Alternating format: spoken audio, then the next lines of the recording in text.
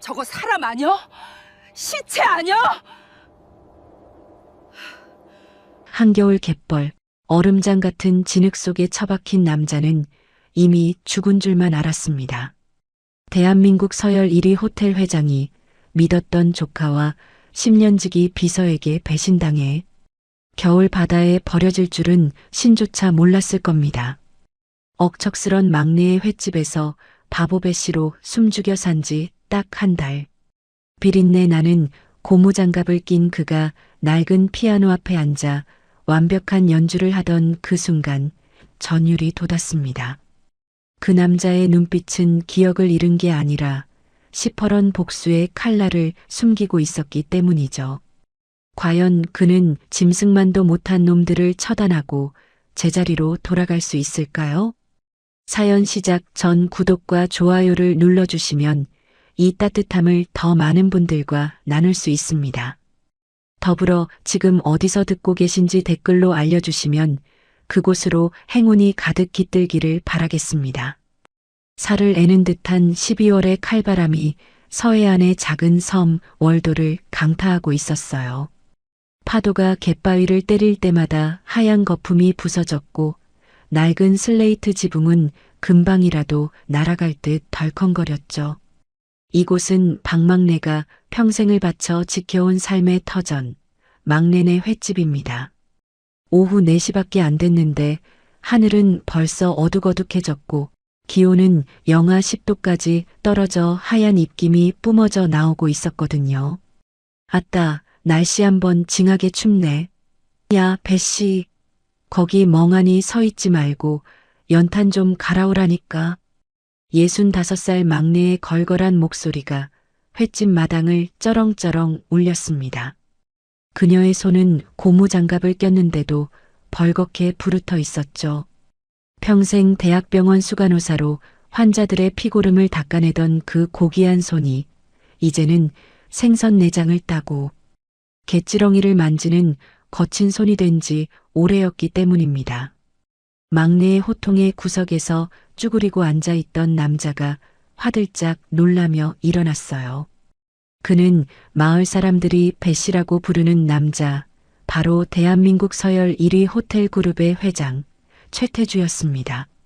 하지만 지금 그의 몰골은 회장님이라기보다는 영락없는 동네 바보형 같았죠.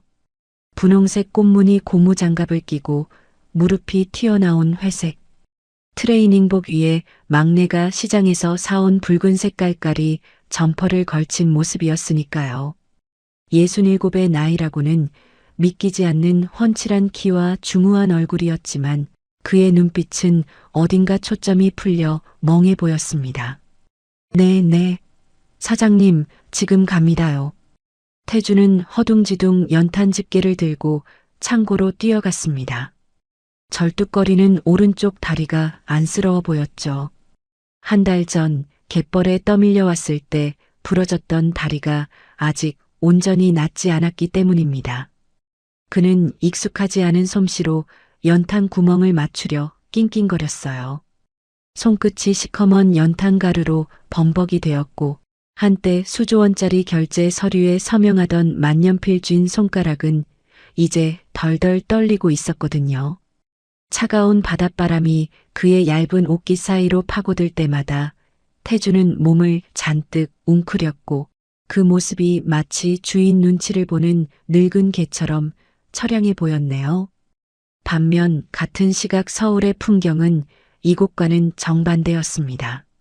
대한민국 최고의 뷰를 자랑하는 로열 팰리스 호텔 77층 회장실. 그곳은 한겨울의 추위 따위는 감히 침범할 수 없는 완벽한 온실이었죠. 최고급 이탈리아산 대리석 바닥에는 난방이 돌아 발바닥이 뜨끈했고 통유리창 너머로는 서울의 화려한 야경이 보석처럼 반짝이고 있었으니까요. 공기 중에는 은은한 라벤더 향과 비싼 샴페인 냄새가 감돌았습니다. 전무님, 아니 이제 회장님이라고 불러야 하나요? 붉은 와인 잔을 든 여자가 요염하게 웃으며 말했어요. 그녀는 최태주 회장을 10년 동안 그림자처럼 보필했던 수행비서이자 간병인 강지연이었습니다. 42살의 나이가 무색할 만큼 팽팽한 피부와 명품으로 휘감은 몸매는 그녀의 탐욕을 그대로 보여주는 듯했죠. 그녀의 맞은편 소파에는 다리를 꼬고 앉은 최민석이 있었습니다. 회장의 조카이자 그를 차가운 겨울 바다로 밀어버린 페류나였죠. 아직은 시기상조야, 강 실장. 실종된 지 딱 한 달 됐어. 법적으로 사망 처리가 되려면 시간이 더 필요해. 민석은 짐짓 여유로운 척했지만 넥타이를 거칠게 풀어 헤치는 손길에는 초조함이 묻어 있었어요. 그는 잔에 든 샴페인을 단숨에 들이켰습니다. 톡 쏘는 탄산이 목구멍을 타고 넘어갔지만 속은 여전히 타들어가는 듯 했거든요. 그들이 차지한 이 자리는 너무나 달콤했지만 동시에 가시방석이었기 때문이죠. 민석의 눈밑은 퀭했고 지연 역시 짙은 화장으로 가렸지만 손끝이 미세하게 떨리고 있었습니다. 도둑질한 왕자에 앉은 자들의 불안함, 그것은 아무리 비싼 술로도 씻겨 내려가지 않는 법이라는 걸 그들도 알고 있었던 걸까요? 다시 시선은 차디찬 월도의 횟집으로 돌아옵니다. 태주는 연탄을 다 갈고 나서 수도가에 쭈그리고 앉아 양파를 까고 있었어요. 매운 양파 향이 코끝을 찔러 눈물이 핑 돌았죠. 눈물인지 콧물인지 모를 것이 주르륵 흘러내렸지만 그는 닦을 생각도 못하고 연신 훌쩍거렸습니다. 에이구, 저 화상. 양파 하나 까는데 한 세월이네. 한 세월이야. 막내가 혀를 차며 다가왔어요. 그녀의 말투는 거칠었지만 손에는 김이 모락모락 나는 따뜻한 믹스커피 한 잔이 들려 있었죠. 막내는 태주의 언손에 커피 잔을 쥐어주며 툭 내뱉었습니다. 마시고 해. 손 다 얼어 터지겠네. 거참 덩치는 산만한 양반이 어째 이리 비실비실해? 고맙습니다. 사장님. 태주는 두 손으로 따뜻한 종이컵을 감싸 쥐었습니다. 꽁꽁 언 손바닥으로 전해지는 온기가 너무나 생경하게 느껴졌거든요. 서울의 회장실에서는 아무리 비싼 최고급 원두커피를 마셔도 느껴보지 못한 따스함이었기 때문입니다. 그는 후후 불어가며 커피를 한 모금 마셨어요. 달달하고 쌉싸름한 맛이 온몸을 녹여주었죠. 태주는 막내를 올려다보며 해벌쭉 웃었습니다. 그 미소는 영락없는 어린아이 같았지만 그 깊은 눈동자 속에는 찰나의 순간 서늘한 빛이 스쳐 지나갔어요. 아무도 눈치채지 못할 만큼 아주 짧은 순간이었군요. 막내는 그런 태주를 보며 속으로 생각했습니다. 쯧쯧, 불쌍한 양반. 겉은 멀쩡한데 속은 다 문드러졌어. 자식들이 버린 건지 마누라가 도망간 건지. 그녀는 태주의 젖은 어깨를 툭툭 털어주고는 다시 부엌으로 들어갔습니다. 문이 닫히고 다시 찬바람 부는 마당에 홀로 남은 태주. 그는 막내가 사라진 문을 멍하니 바라보다가 자신의 손을 내려다보았죠. 거친 흙투성이가 된 손, 그리고 손목에 감긴 낡은 붕대. 그의 입술이 아주 작게 달싹였습니다. 강비서, 민서가. 바보배 씨에 가면 뒤에 숨겨진 최태주 회장의 진짜 목소리였죠.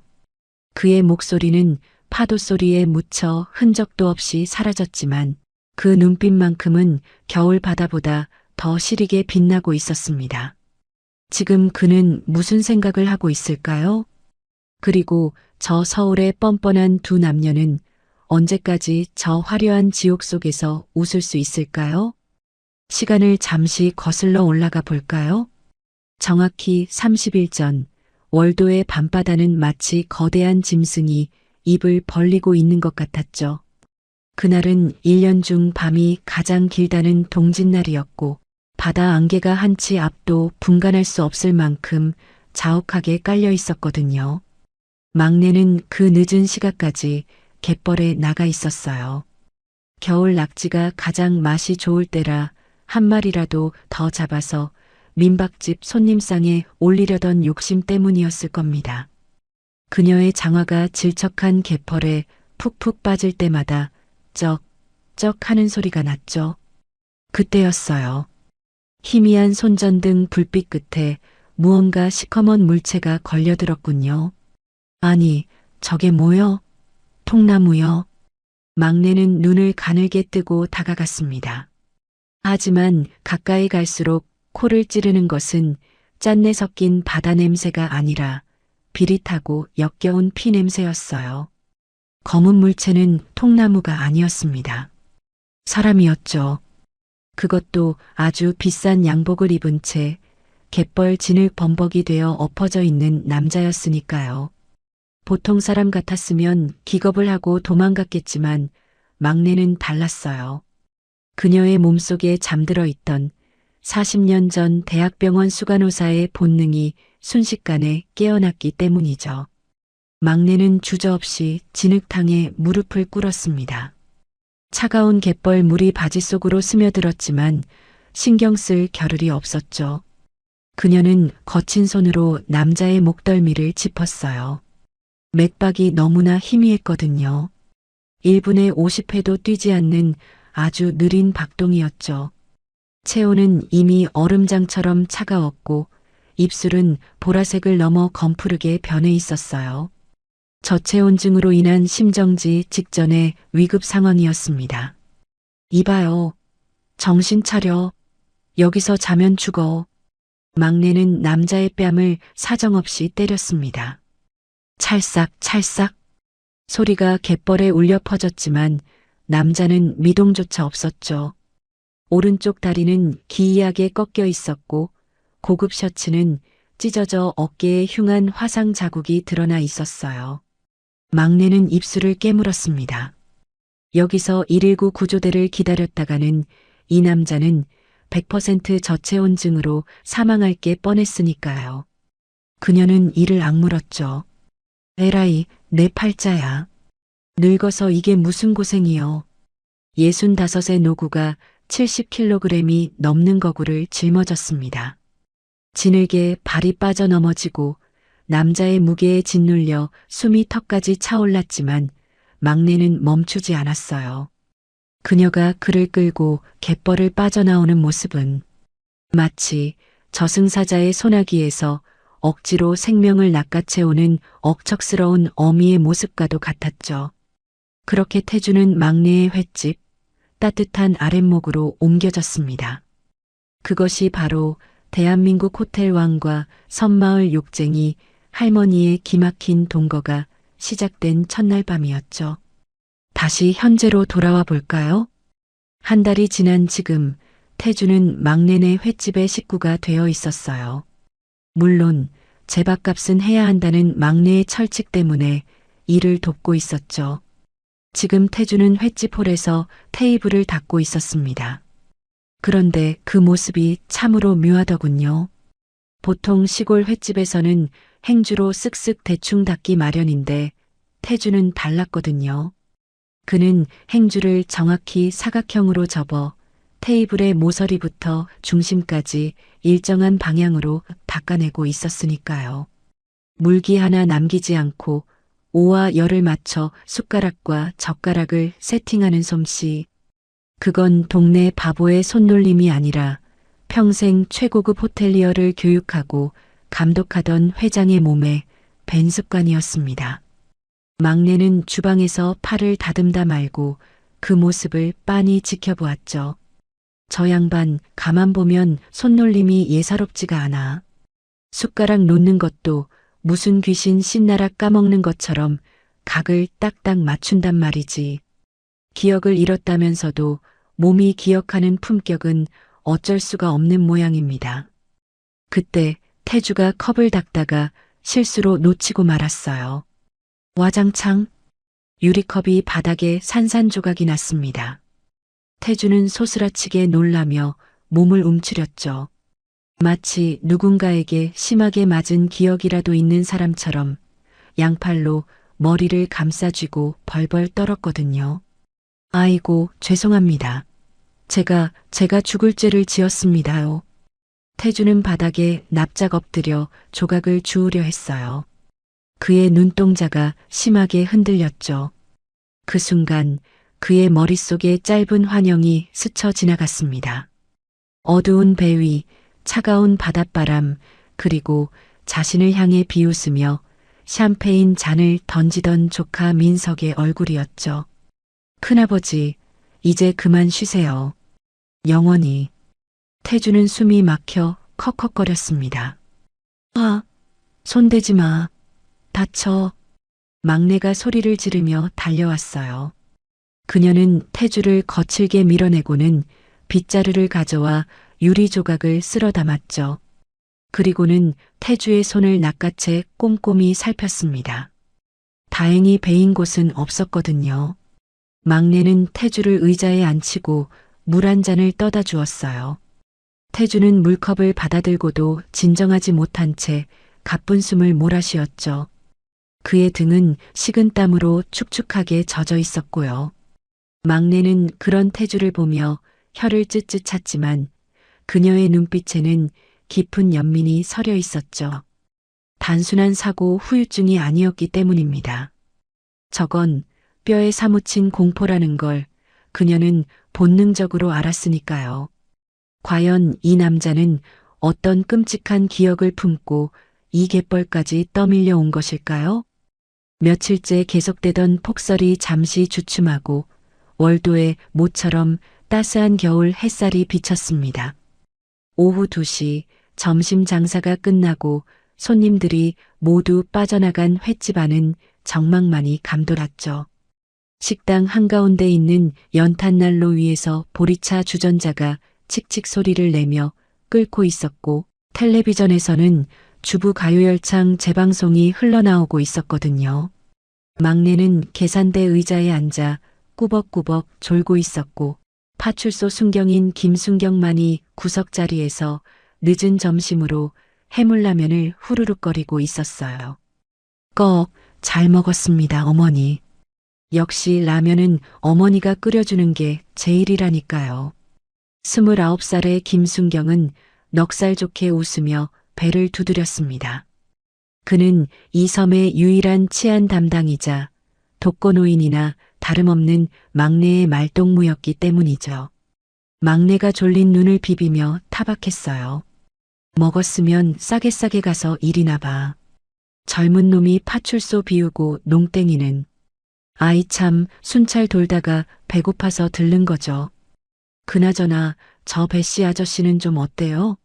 기억은 좀 돌아왔대요? 김순경의 눈길이 창가 쪽을 향했습니다. 그곳에는 태주가 먼지 털이개를 들고 구석구석을 닦고 있었거든요. 분홍색 고무장갑은 벗었지만 여전히 낡은 회색 트레이닝복 차림이었죠. 하지만 그의 청소하는 뒷모습은 기묘할 정도로 정갈해 보였어요. 허리를 45도로 숙이고 의자, 다리 하나하나를 닦는 모습이 마치 성스러운 의식을 치르는 사제 같았기 때문입니다. 기억은 무슨, 아직도 지 이름도 몰라. 그냥 밥만 축내는 식충이지 뭐. 막내는 퉁명스럽게 대꾸했지만 그녀의 눈길은 태주가 닦고 있는 구석진 곳, 바로 낡은 천으로 덮여 있는 거대한 물체에 머물렀습니다. 그것은 그랜드 피아노였어요. 10년 전 빚보증을 잘못 써서 야반도주한 전 주인이 놔두고 간 애물단지였죠. 버리기엔 아깝고 치기엔 칠 줄 아는 사람이 없어 그저 짐짝처럼 먼지만 쌓여가던 물건이었거든요. 어이 배씨, 거기 그 천도 좀 걷어내고 먼지 좀 털어봐. 곰팡이 슬겄다. 막내의 지시에 태주가 움찔하며 고개를 돌렸습니다. 그는 천천히 피아노 쪽으로 다가갔죠. 검은 천을 걷어내자 세월의 때가 묻었지만 여전히 고고한 자태를 뽐내는 검은색 그랜드 피아노가 모습을 드러냈습니다. 스타인웨이 앤드 선스 스타인웨이 앤드 선즈. 건반 뚜껑에 금박으로 새겨진 로고가 오후 햇살을 받아 번쩍였어요. 시골 횟집 구석에 있기에는 지나치게 과분한 명품이었죠. 태주는 홀린 듯 그 앞에 섰습니다. 심장이 쿵 하고 내려앉는 것만 같았어요. 이게 왜 여기에? 그의 뇌리에 파편 같은 기억들이 스쳐 지나갔습니다. 돌아가신 어머니가 즐겨 치던 곡, 그리고 아내에게 프로포즈하며 연주했던 곡. 매일 밤 회장실의 정막을 깨우며 고독하게 건반을 두드리던 자신의 모습들이었죠. 태주의 손이 미세하게 떨려왔습니다. 그의 손은 지금 생선 비린내와 락스 냄새가 배어 있고 손마디는 거칠게 트고 갈라져 있었거든요. 하지만 그 손가락 끝은 기억하고 있었습니다. 건반의 차가운 감촉을, 그리고 그 속에 숨겨진 위로를 말이죠. 그가 평생을 바쳐 사랑했던 유일한 친구가 바로 이 피아노였기 때문입니다. 뭐여? 안 닫고. 막내가 퇴근하자 태주는 화들짝 놀라며 걸레를 들었어요. 건반 덮개를 조심스럽게 열었죠. 가지런히 배열된 흑백의 건반들. 그것은 마치 그를 부르는 듯 했습니다. 어서 와, 최태주. 너는 원래 이곳에 속한 사람이야. 태주는 주위를 살폈습니다. 막내는 다시 계산대 장부를 들여다보고 있었고 김순경은 텔레비전 뉴스에 정신이 팔려 있었죠. 아무도 그를 보고 있지 않았어요. 아주 잠깐, 딱 한 번만 눌러보고 싶다는 충동이 쓰나미처럼 밀려왔습니다. 그것은 이성의 힘으로 억누를 수 있는 것이 아니었기 때문이죠. 한 번만, 딱 한 번만. 태주는 조심스럽게 의자에 엉덩이를 걸쳤습니다. 그리고 떨리는 검지 하나를 도 건반 위에 올렸죠. 딕-, 청명한 소리가 횟집의 공기를 갈랐어요. 조율이 조금 틀어져 있었지만 그 울림은 명확했거든요. 그 소리가 신호탄이 되었습니다. 이성의 끈이 툭 끊어지는 순간 태주의 열 손가락이 마법처럼 움직이기 시작했죠. 그가 연주하기 시작한 곡은 쇼팽의 녹턴 2번의 OCTURN이 아프. 군호. 이 잔잔한 호수에 돌을 던진 듯 서정적이고 애수띤 선율이 비린내 나는 횟집 안을 가득 채웠습니다. 왼손은 부드럽게 저음을 깔아주고 오른손은 옥구슬이 굴러가듯 영롱한 멜로디를 노래했죠. 그의 손은 더 이상 바보 배씨의 손이 아니었습니다. 건반 위를 춤추는 그 손가락은 대한민국 재계 서열 1위 고독한 예술가 최태주의 것이었으니까요. 그는 눈을 감았어요. 자신이 갯벌에서 구조된 늙은이가 아니라 다시금 화려한 연미복을 입은 청년이 된 듯한 환상에 빠져들었기 때문입니다. 웜에 계산대에서 장부를 넘기던 막내의 손이 멈췄습니다. 그녀는 천천히, 아주 천천히 고개를 돌렸죠. 믿을 수 없는 광경이 눈앞에 펼쳐지고 있었으니까요. 늘 허리가 굽어 있고 눈치를 보던 바보 배씨가 꼿꼿하게 허리를 펴고 피아노를 치고 있었거든요. 그의 표정은 진지하다 못해 성스러워 보였고 미간에 잡힌 주름조차 고뇌하는 음악가의 그것처럼 보였어요. 막내의 입이 떡 벌어졌습니다. 텔레비전 소리도 주전자가 끓는 소리도 들리지 않았죠. 오직 그가 만들어내는 슬프고도 아름다운 선율만이 그녀의 고막을 때렸습니다. 어머니, 저거 배씨 아저씨 맞아요? 라면 국물을 들이켜던 김순경도 숟가락을 떨어뜨렸습니다. 땡그랑 소리가 났지만 연주는 멈추지 않았어요. 오히려 절정으로 치닫고 있었죠. 태주는 격정적으로 건반을 내리쳤습니다. 그것은 단순한 연주가 아니었습니다. 자신을 배신한 조카에 대한 분노, 죽음의 문턱에서 살아 돌아온 공포, 그리고 자신을 구해준 이 초라한 횟집에 대한 감사가 뒤섞인 절규였기 때문이죠. 연주가 끝나고 마지막 건반의 여운이 공기 중에 흩어질 때까지 아무도 숨을 쉬지 못했습니다. 태주는 거친 숨을 몰아쉬며 건반 위에 손을 올려두고 있었죠. 등줄기에 땀이 흘러내렸어요. 현실로 돌아온 순간 덜컥 겁이 났거든요.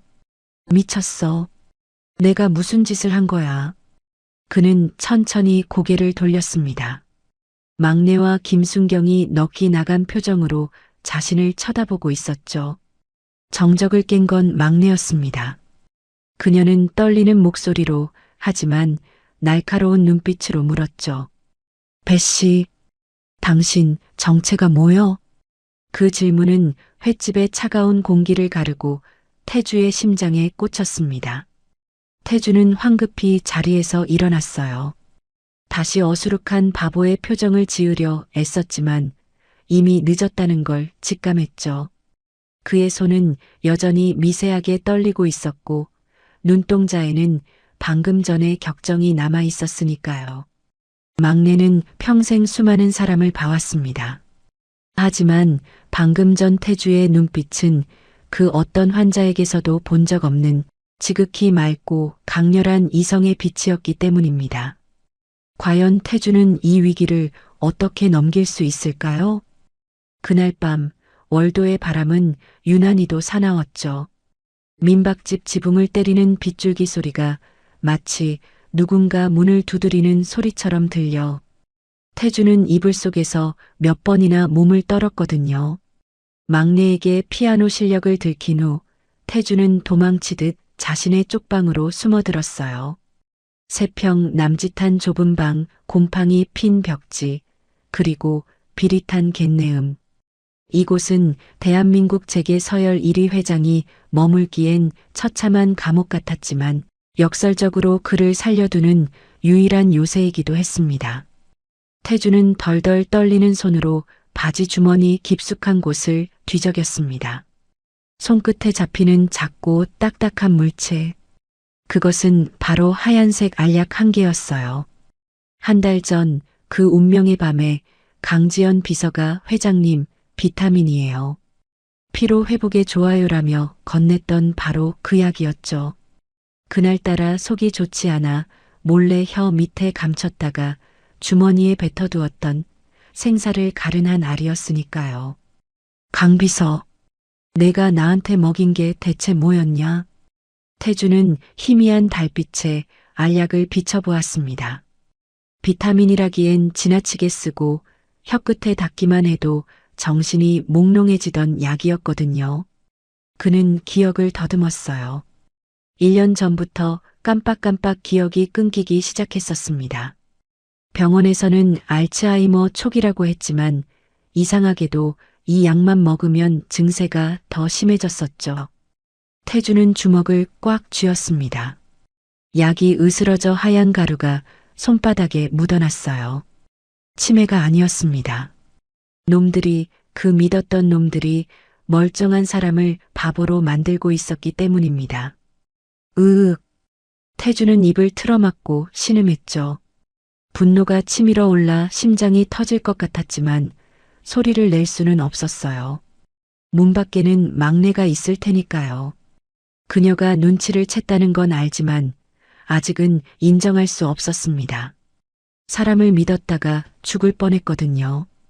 그런데 어떻게 만난 지 한 달밖에 안 된 저 욕쟁이 할머니를 믿을 수 있겠습니까?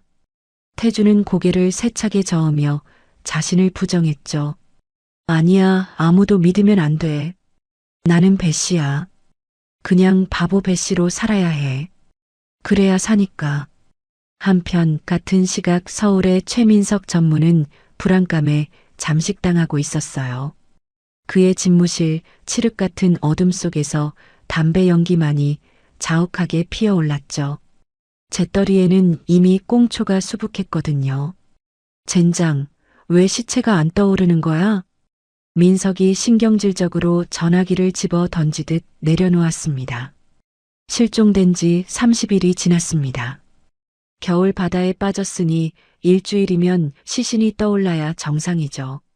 그런데 해경에서는 넥타이 조각 하나 못 찾았다는 보고만 올리고 있었으니까요. 옆에 서 있던 강지연이 파랗게 질린 얼굴로 입술을 깨물었어요. 그녀 역시 평소의 냉철함은 온데간데 없었죠. 전무님 혹시 살아있는 건 아니겠죠?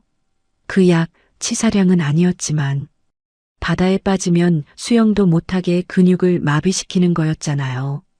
닥쳐. 재수 없는 소리 하지 마.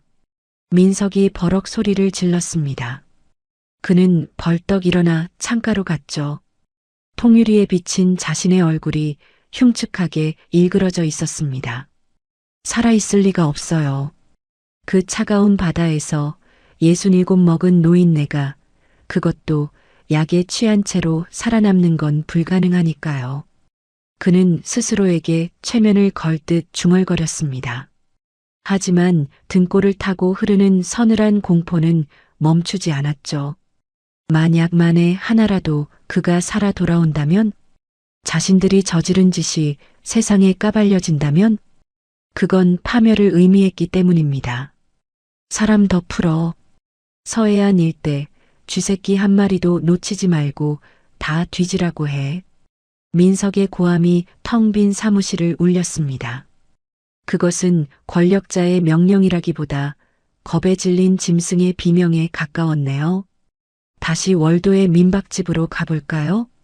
막내는 태주의 방문 앞에 서 있었어요. 그녀의 손에는 쟁반이 들려 있었고 그 위에는 김이 모락모락 나는 홍시 2개가 놓여 있었죠. 그녀는 문 너머에서 들려오는 태주의 억눌린 신음소리를 듣고 있었거든요. 거친 숨소리, 이불을 쥐어짜는 소리. 막내는 알았습니다. 저건 몸이 아픈 게 아니라 마음이 썩어 문드러지는 소리라는 것을요. 에휴, 미련한 양반. 혼자 끙끙 앓는다고 해결되나. 막내는 문고리를 잡으려다 멈췄어요. 지금 들어가서 다 알고 있으니 털어놔라라고 다그치는 건 겁에 질린 짐승을 더 구석으로 모는 꼴일 테니까요. 그녀는 조용히 방문 앞에 쟁반을 내려놓았습니다. 그리고 문을 향해 툭 무심한 듯 한마디를 던졌죠. 이봐, 배씨. 자, 안 자면 이거 먹고 자. 뒷마당 감나무에 까치밥으로 남겨둔 건데 아까워서 따왔어. 우리 엄니가 살아생전에 홍시라면 사족을 못 썼는데 그냥 생각나서 주는 거요. 방 안의 소리가 뚝 끊겼습니다. 막내는 잠시 서 있다가 발소리를 죽여 돌아섰죠. 그녀가 멀어지는 소리가 들리자 태주는 조심스럽게 문을 열었어요. 차가운 마루 바닥에 놓인 주황색 홍시 2개. 그 달콤한 향기가 코끝을 스치자 태주의 눈시울이 붉어졌습니다. 돌아가신 어머니. 가난했던 어린 시절 어머니가 시장에서 떠리로 사와서 숟가락으로 떠먹여주던 그 홍시였거든요. 태주는 떨리는 손으로 홍시 하나를 집어들었습니다. 한 입 베어 무는 순간 입안 가득 퍼지는 달콤함과 함께 참았던 눈물이 터져 나왔죠. 엄마, 어머니. 그는 좁은 문틈에 기대 앉아 홍시를 씹으며 오열했습니다. 소리를 죽이려 입을 틀어막았지만 흐르는 눈물은 멈추지 않았어요. 그의 혀끝에 남은 쓴 약의 맛이 홍시의 단맛에 씻겨 내려갔습니다. 하지만 마음속의 불신과 두려움은 여전히 그를 옥죄고 있었죠. 그는 아직 준비가 되지 않았거든요. 이 따뜻함이 진짜인지 아니면 또 다른 배신의 서막인지 확신할 수 없었으니까요. 태주는 남은 홍시 씨를 손에 꽉 쥐었어요. 씨앗이 손바닥을 찔러 아려왔지만 그 통증이 오히려 그를 깨어있게 했습니다. 살아남아야 한다. 살아서 반드시 놈들에게 이 고통을 돌려줘야 한다. 그의 눈빛이 어둠 속에서 형형하게 빛났습니다. 바보 배 씨의 눈이 아닌 복수기 최태주의 눈으로 말이죠. 과연 태주는 이 홍시의 단맛을 믿고 막내에게 손을 내밀 수 있을까요?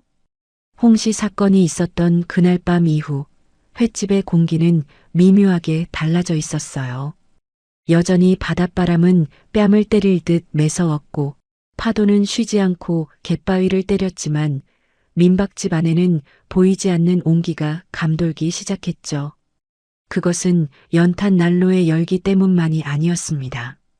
서로의 상처를 짐작하면서도 묵인해주는 두 노인 사이의 무언의 약속 때문이었을 겁니다. 오전 11시 점심 장사 준비로 분주한 시간이었어요. 태주는 마당 한켠에 쪼그리고 앉아 명태를 손질하고 있었죠. 겨울 해풍에 꾸덕꾸덕하게 말린 명태를 걷어내어 껍질을 벗기고 살을 발라내는 작업이었거든요. 그런데 그 솜씨가 가히 예술이더군요.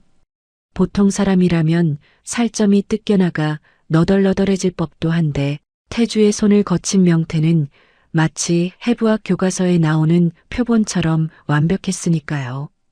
대가리는 대가리대로, 껍질은 껍질대로, 하얀 속살은 결대로 찢어져 쟁반 위에 가지런히 아주 오와 열을 맞춰 정렬되어 있었습니다. 이것은 단순한 노동이 아니었어요.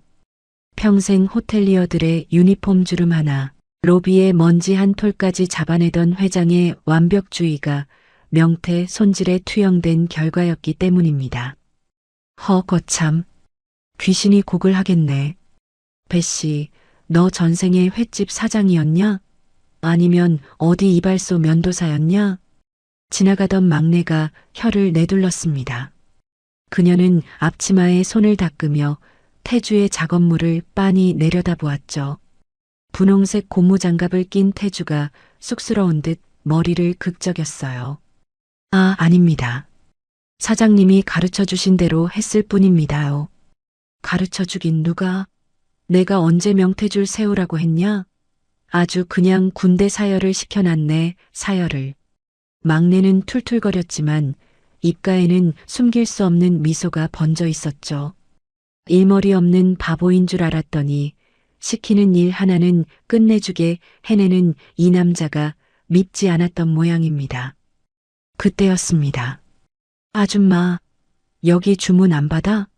우리 배고파 죽겠는데. 점심시간이 되자 들이닥친 단체 등산객들이 홀에서 소리를 질러댔어요.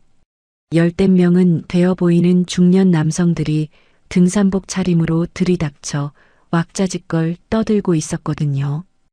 홀서빙을 하던 김순경은 다른 신고 전화를 받느라 자리를 비운 상태였죠. 막내 혼자 감당하기엔 벅찬 상황이었어요. 아이고 갑니다 가. 좀만 기다리쇼잉. 막내가 국자를 든 채 허둥지둥 주방을 나서려 할 때였죠. 태주가 벌떡 일어났습니다. 그는 고무장갑을 벗어던지고 옷매무새를 가다듬었죠. 비록 촌스러운 깔깔이 점퍼 차림이었지만 그 순간 그의 등은 꼿꼿하게 펴져 있었거든요. 사장님은 주방 보십시오. 홀은 제가 맡겠습니다.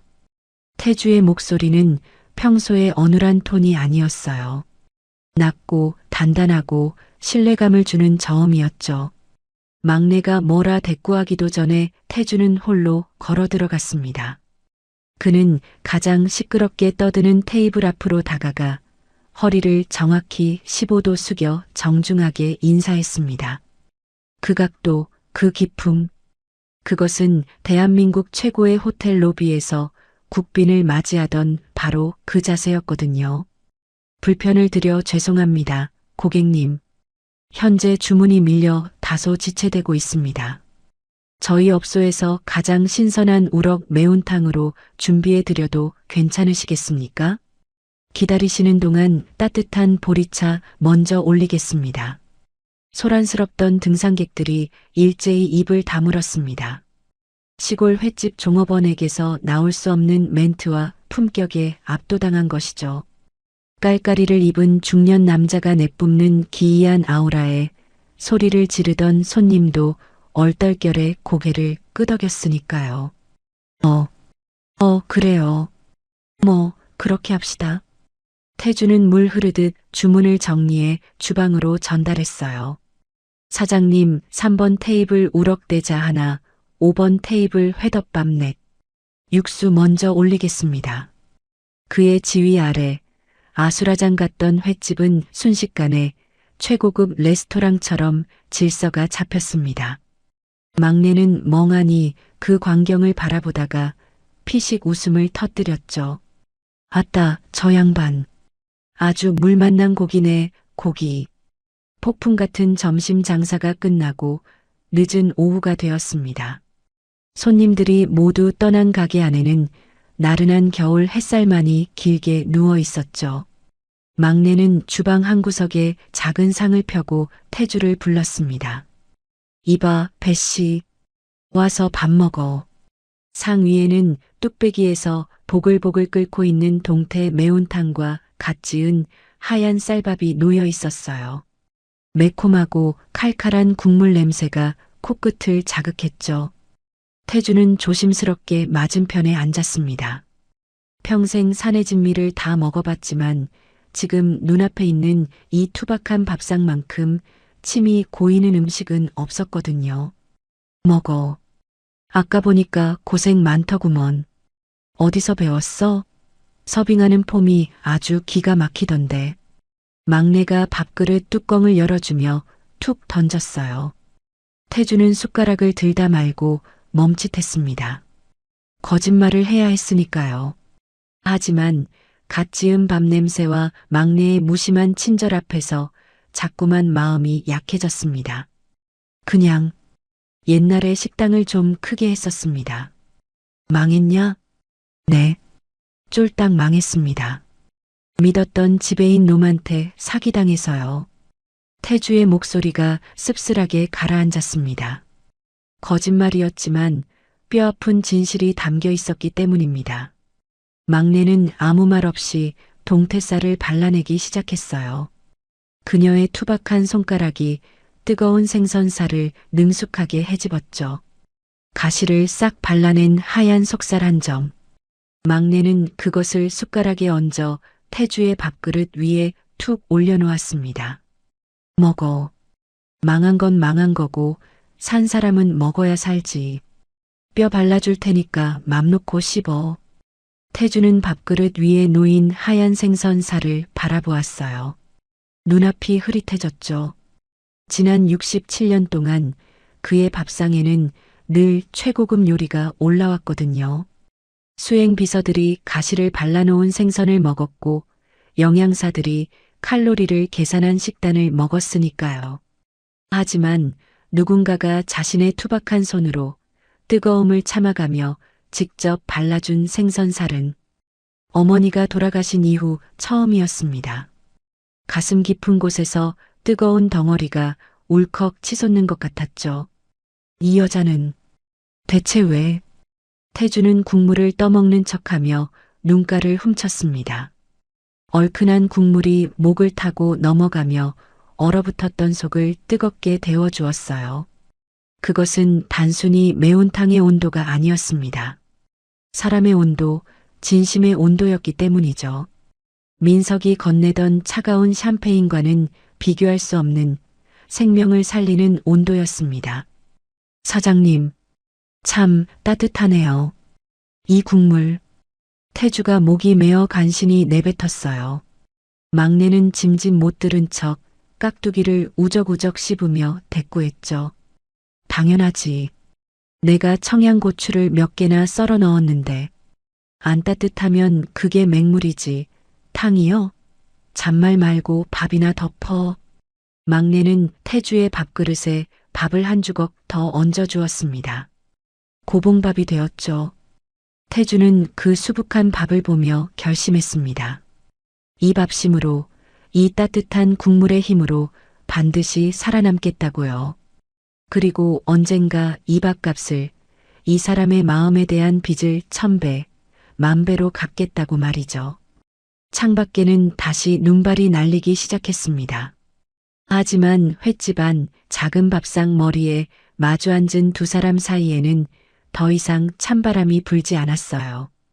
그저 숟가락 부딪히는 소리와 후루룩 국물 마시는 소리, 그리고 서로를 향한 묵직한 신뢰가 김처럼 피어오르고 있을 뿐이었죠. 그러나 이 평화가 폭풍 전의 고요라는 것을 두 사람은 아직 모르고 있었을까요? 서울에서 출발한 검은 세단 한 대가 지금 이 평화로운 섬을 향해 질주하고 있다는 사실을 말이죠. 과연 태주와 막내는 다가오는 검은 그림자를 막아낼 수 있을까요? 평화롭던 월도의 공기가 일순간에 얼어붙었습니다. 오후 3시 잿빛 구름이 낮게 깔린 하늘 아래로 낯선 엔진 소리가 들려왔기 때문이죠. 구웅 마이너스 섬마을의 경운기 소리와는 차원이 다른 육중하고 위압적인 기계음이었거든요. 막내네 횟집 앞마당으로 미끄러지듯 들어온 차는 시커먼 광택이 흐르는 최고급 세단이었어요. 차 문이 열리고 바닷바람 사이로 역한 향수 냄새가 훅 끼쳐왔습니다. 창고 뒤편에서 장작을 패고 있던 태주는 그 소리를 듣자마자 본능적으로 도끼를 떨어뜨렸어요. 쿵소리가 났지만 그의 귀에는 들리지 않았죠. 오직 심장이 귓가에서 쿵쿵거리며 터질 듯이 요동치고 있었으니까요. 그는 나무 틈새로 마당을 내다보았습니다. 차에서 내린 두 사람. 검은색 롱코트를 입고 거만하게 주위를 둘러보는 남자 최민석. 그리고 그 옆에서 명품 핸드백을 끼고 코를 막으며 인상을 찌푸리는 여자 강지연이었죠. 태주의 눈동자가 공포로 확장되었습니다. 저들이 여기까지 온 겁니다. 나를 찾으러, 아니, 나를 확인 사살하러 온 것이죠. 아, 냄새. 전무님, 진짜 이런 구석진 데까지 와야 해요? 비린내 때문에 머리가 다 아프네. 지연의 날카로운 목소리가 바람을 타고 태주의 귀에 꽂혔습니다. 10년 동안 회장님, 식사하셨어요? 약 드실 시간입니다 하며 세상 다정하게 굴었던 바로 그 목소리였거든요. 태주는 입을 틀어막고 주저앉았습니다. 다리가 후들거려 서 있을 수가 없었죠. 배신감과 공포가 뒤섞여 위액이 넘어올 것만 같았기 때문입니다. 민석은 구두굽으로 마당의 흙을 탁탁 털어내며 횟집 문을 거칠게 열어젖혔어요. 딸랑. 경쾌한 풍경 소리가 오늘따라 비명처럼 들렸죠. 이봐요. 주인장 없소? 민석의 반말이 식당 안을 울렸습니다. 주방에서 행주를 삶고 있던 막내가 인상을 팍 쓰며 나왔어요. 그녀는 손님을 가려받진 않지만 예의 없는 놈들은 딱 질색이었으니까요. 아따, 귀청 떨어지겠네. 누구요? 밥 먹으러 왔으면 조용히 앉고 아니면 나가쇼. 막내의 기세에 민석이 잠시 움찔했지만 이내 비릿한 미소를 지으며 품에서 사진 한 장을 꺼냈습니다. 최태주 회장의 사진이었죠. 그것도 아주 잘 나온 근엄한 표정의 독사진이더군요. 밥은 됐고 사람 하나 찾으러 왔소. 혹시 요 근래에 이런 노인네 못 봤소? 키는 180쯤 되고 나이는 67인데 치매기가 있어서 오락가락하는 양반이요. 막내는 사진을 받아들었습니다. 사진 속의 남자는 번듯한 양복을 입고 있었지만 눈매와 콧날은 영락없는 그년의 집머슴 배씨였거든요. 막내의 심장이 덜컥 내려앉았죠. 이놈들이구나. 배씨를 적골로 만든 놈들이. 하지만 그녀는 산전수전 다 겪은 여장부잖아요. 눈썹 하나 까딱하지 않고 사진을 툭 던지듯 돌려주었습니다. 못 봤는데? 우리 집엔 밥 먹으러 오는 손님들 뿐이요. 치매 노인네가 돈이 어디 있어서 횟집에 오고서.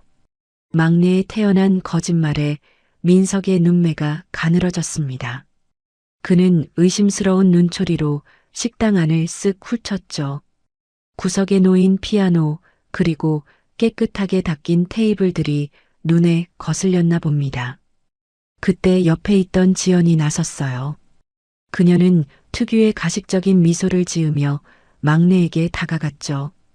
그리고 지갑에서 5만 원권 지폐 몇 장을 꺼내 막내의 앞치마 주머니에 억지로 찔러 넣었습니다. 어머, 사장님. 그러지 마시고 잘 좀 생각해 보세요. 이분이 저희 회장님이신데 정신이 온전치 않아서 위험해요. 혹시라도 보시게 되면 바로 연락 좀 주세요. 네. 지연의 손길은 부드러웠지만 눈빛은 뱀처럼 차가웠습니다. 막내는 소름이 돋았죠. 저 여자가 더 무서운 년이네. 그녀는 돈을 도로 꺼내 지연의 손에 쥐어주며 쳐냈습니다. 돈 지랄하지 말고 가쇼. 못 봤다니까 그러네. 영업 방해하지 말고 당장 나가. 막내가 빗자루를 들고 설치자 민석과 지연은 어쩔 수 없다는 듯 뒤로 물러났습니다. 하지만 그들은 순순히 포기할 위인들이 아니었죠. 민석은 명함 한 장을 테이블 위에 툭 던져두며 으름장을 놓았습니다. 혹시라도 숨겨주다가 걸리면 아주머니도 무사하지 못할 거요. 공범으로 쳐넣어 버릴 테니까. 두 사람은 다시 차에 탔어요. 하지만 차는 바로 떠나지 않고 시동을 켠 채 횟집 앞을 서성였죠. 차 안에서 지연이 민석에게 속삭였습니다. 전무님, 냄새가 나요. 아까 식당 안에서 묘하게 익숙한 냄새가 났어요. 회장님이 쓰시던 그 라벤더 오일 냄새. 희미하지만 분명했거든요. 그 시선이 닿은 곳, 낡은 판자벽 뒤에는 태주가 숨을 죽인 채 떨고 있었습니다.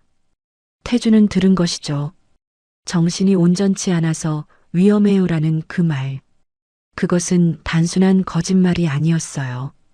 자신을 미친 사람으로 몰아 막내조차 자신을 믿지 못하게 만들려는 치밀한 가스라이팅이었기 때문입니다. 안 돼. 사장님이 저 말을 믿으면 나는. 태주는 공포에 질려 입술을 깨물었습니다. 피 맛이 비릿하게 입안에 퍼졌죠. 그때 차가 천천히 움직이기 시작했습니다. 하지만 섬을 빠져나가는 방향이 아니었어요. 마을 입구에 있는 작은 여관 쪽으로 향하고 있었죠. 오늘 밤 놈들은 섬을 떠나지 않을 작정인가 봅니다. 이 좁은 섬 안에서 사냥감과 사냥꾼이 함께 밤을 보내야 하는 상황이 된 것이죠. 과연 태주는 이 공포를 이겨내고 막내의 손을 다시 잡을 수 있을까요? 칠흑 같은 어둠이 깔린 월도의 밤이었어요. 막내는 파출소 김순경에게 낮에 왔던 수상한 놈들의 차 번호를 조회해달라고 부탁하러 잠시 자리를 비운 상태였죠. 횟집에는 태주 혼자 남아 떨고 있었습니다. 불을 끄고 창고 구석에 숨어 있었지만 공포는 그림자처럼 그를 옥죄어 왔거든요. 바스락, 자갈 밟는 소리가 들렸습니다. 태주는 숨을 멈췄죠. 잠시 후 횟집 뒷문이 삐걱거리며 열리더니 두 개의 그림자가 안으로 스며들었으니까요. 최민석과 강지연, 그들은 기어코 다시 돌아온 것입니다. 숨바꼭질은 이제 그만하시죠, 회장님. 아니, 배씨 아저씨. 민석의 비릿한 목소리가 어둠을 갈랐습니다. 그는 손전등을 비추며 성큼성큼 창고 쪽으로 다가왔어요. 태주는 쥐 죽은 듯 엎드려 있었지만 민석은 망설임 없이 창고 문을 발로 걷어찼죠. 쾅! 낡은 문짝이 떨어져 나가며 태주의 모습이 드러났습니다. 분홍색 고무장갑을 낀 채 짐승처럼 웅크리고 있는 대한민국 재계 서열 1위의 모습이었죠. 민석은 그 꼴을 보며 킬킬거렸습니다. 꼴 좋네요. 아주 잘 어울려요. 평생 남들 위해 군림하시더니 말년에는 생선 내장이나 만지작거리는 신세라니. 민석이 구두 끝으로 태주의 정강이를 툭툭 찼습니다. 한 달 전 부러졌던 아직 낫지 않은 그 오른쪽 다리였거든요. 태주는 신음을 삼키며 뒤로 물러났어요. 하지만 뒤는 차가운 시멘트 벽이었습니다. 도망칠 곳은 없었죠. 옆에 서 있던 지연이 코를 막으며 거들었어요. 전무님, 시간 없어요. 빨리 끝내요. 이 노인네, 진짜 미친 건지 연기하는 건지 확인해야죠. 지연은 핸드백에서 약병 하나를 꺼냈습니다. 태주가 그토록 끔찍해하던 기억을 지우는 그 하얀 알약이 든 병이었어요. 그녀는 태주에게 다가와 쪼그리고 앉았죠. 그리고 억지로 그의 입을 벌리려 했습니다. 자, 회장님. 약 드실 시간이에요. 이거 드시고 푹 주무셔야죠. 그래야 영원히 편안해지시죠. 태주는 고개를 세차게 저으며 반항했습니다. 이를 악물고 입을 벌리지 않았거든요. 그러자 민석이 태주의 멱살을 잡고 바닥에 패대기 쳤습니다. 쿵! 태주의 머리가 바닥에 부딪혔어요. 눈앞이 번쩍하고 귀에서 B- 하는 이명이 들렸죠. 이 늙은이가 곱게 보내주려고 했더니 반항을 해? 민석의 폭행이 시작되었습니다. 그는 70만 원짜리 수제 구두로 태주의 복부와 허벅지를 무자비하게 걷어찼어요. 퍽, 퍽, 퍽. 둔탁한 타격음이 좁은 창고를 울렸습니다. 태주는 고통에 몸부림치면서도 비명을 지르지 않으려 안간힘을 썼죠. 여기서 반응하면, 여기서 기억이 있는 걸 들키면 정말로 죽으니까요. 죽는 건 두렵지 않지만 억울하게 죽을 수는 없었기 때문입니다. 반드시 살아서 복수해야 한다는 일념 하나로 태주는 바보 연기를 계속했죠. 아이고, 사람 살려. 아파요, 아파. 배씨 죽네, 배씨 죽어. 태주는 바닥을 기어다니며 짐승처럼 울부짖었습니다. 민석의 바짓가랑이를 잡고 매달렸어요. 비굴하고 처참한 모습이었죠. 하지만 민석은 멈추지 않았습니다. 오히려 태주의 손을 밟아 지시겼거든요. 피아노를 치던 그 고귀한 손가락이 구둣발 아래서 처참하게 으스러졌습니다. 지연은 그 모습을 팔짱 끼고 지켜보며 차갑게 내뱉더군요. 전무님 그만해요. 진짜 미친 거 맞나 봐요. 눈빛이 그냥 개 같아요. 확실히 해야지. 다시는 기어오르지 못하게. 민석은 씩씩거리며 주위를 둘러보았습니다. 그의 눈에 들어온 것은 막내가 아끼는 장독대들이었어요. 어머니의 유품이라며 매일 닦던 그 장독들이었죠.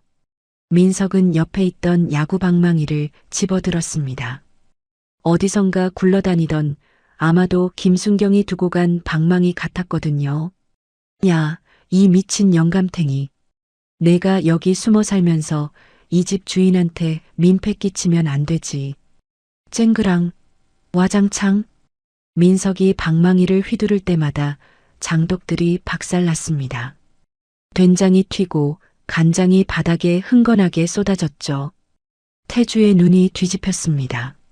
내 몸이 부서지는 건 참아도 은인의 소중한 물건이 부서지는 건 참을 수 없었기 때문입니다. 태주는 본능적으로 몸을 날렸어요. 깨진 장독 조각 위로 몸을 던져 남은 항아리를 온몸으로 감싸 안았습니다. 안 돼. 이거 깨면 안 돼. 사장님 거야. 사장님한테 혼나. 태주의 등 위로 민석의 방망이가 떨어졌습니다. 퍽! 뼈가 울리는 고통이었죠.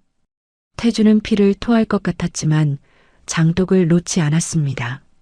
날카로운 독이 파편이 태주의 팔과 배를 찔러 피가 배어나왔거든요. 자신의 피로 장독을 지키는 꼴이었습니다. 그때였어요. 이게 무슨 짓들이요. 횟집 문이 벌컥 열리며 막내가 뛰어들어왔습니다. 그녀의 눈앞에 펼쳐진 광경은 지옥도나 다름없었죠. 깨진 장독, 쏟아진 간장, 그리고 그 위에서 피투성이로 웅크리고 있는 태주. 그 위에서 방망이를 들고 있는 양복 입은 악마들. 막내의 이성이 끊어졌습니다. 이 천하의 호로 자식들아. 막내는 부엌칼을 들고 달려들 기세로 소리쳤어요. 하지만 지연이 빨랐습니다. 그녀는 재빨리 핸드폰을 꺼내 동영상을 찍기 시작했거든요. 어머, 사장님. 진정하세요. 저희는 정당방위였어요. 이 미친 노인네가 갑자기 발작을 일으켜서 우리를 공격했다고요. 저희도 살려고 어쩔 수 없이. 닥쳐. 주둥이 안 닥쳐? 막내는 태주에게 달려가 그를 일으켜 세웠습니다. 태주의 얼굴은 피범벅이 되어 있었고 짓밟힌 손은 퉁퉁 부어 있었죠. 그런데도 태주는 막내를 보자마자 깨지지 않은 장독 하나를 가리키며 해벌쭉 웃었습니다. 피 묻은 이빨을 드러내며 말이죠. 사장님, 이거 안 깨졌어. 배씨가 지켰어. 그 한마디가 막내의 가슴을 후벼 팠습니다. 제 몸이 부서지는 줄도 모르고 고작 된장 항아리 하나 지키겠다고 이 난리를 친 바보였으니까요. 아니, 바보가 아니라 너무나 사람 같은 사람이었기 때문입니다. 막내는 태주를 와락 끌어안았어요. 그녀의 눈에서 굵은 눈물이 뚝뚝 떨어져 태주의 피 묻은 얼굴을 씻어내렸죠. 미련한 놈, 이 멍청한 놈아. 항아리가 대수여. 내 몸뚱어리가 중요하지. 민석은 코웃음을 치며 옷매무새를 다듬었습니다. 아줌마 잘 들어요. 이 노인네 당장 내보내요. 안 그러면 우리가 경찰 불러서 강제 입원시킬 겁니다. 폭력 성향이 있는 치매 환자라고 진단서 떼는 건 일도 아니니까. 그리고 이 가게도 무사하지 못할 거예요. 위생 불량, 무허가 영업.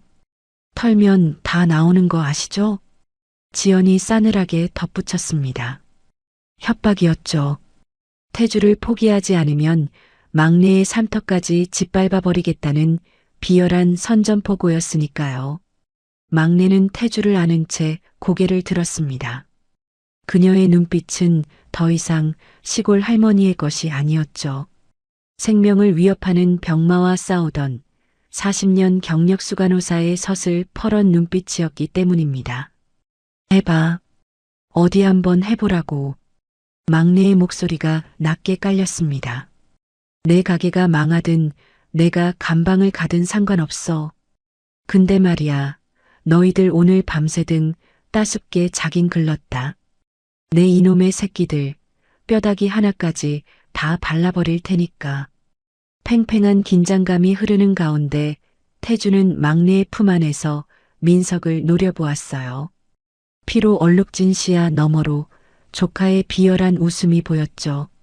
지금 당장은 무릎 꿇고 있지만 태주의 가슴 속에서는 뜨거운 용암이 끓어오르고 있었습니다. 기억해라, 최민석. 오늘 내가 짓밟은 건 늙은이의 손이 아니라 내 놈의 목줄을 죄일 사자의 발톱이다. 바닥에 쏟아진 간장이 검붉은 피처럼 흐르고 있었습니다. 가장 밑바닥까지 떨어진 이 밤, 역설적으로 태주의 복수심은 가장 높게 타오르기 시작했죠. 과연 막내와 태주는 이 최악의 밤을 어떻게 버텨낼까요? 난장판이 된 횟집에 다시 무거운 정막이 찾아왔습니다. 악마 같은 놈들이 휩쓸고 지나간 자리는 그야말로 처참했죠. 깨진 장독 파편이 바닥에 널려 있었고 구수하던 된장 냄새 대신 비릿한 피 냄새와 소독약 냄새가 진동하고 있었거든요. 막내는 입을 꾹 다문 채 태주를 부축해 안방 아랫목에 눕혔습니다. 그녀의 손에는 낡은 구급상자가 들려 있었는데 그 손놀림이 예사롭지 않았어요.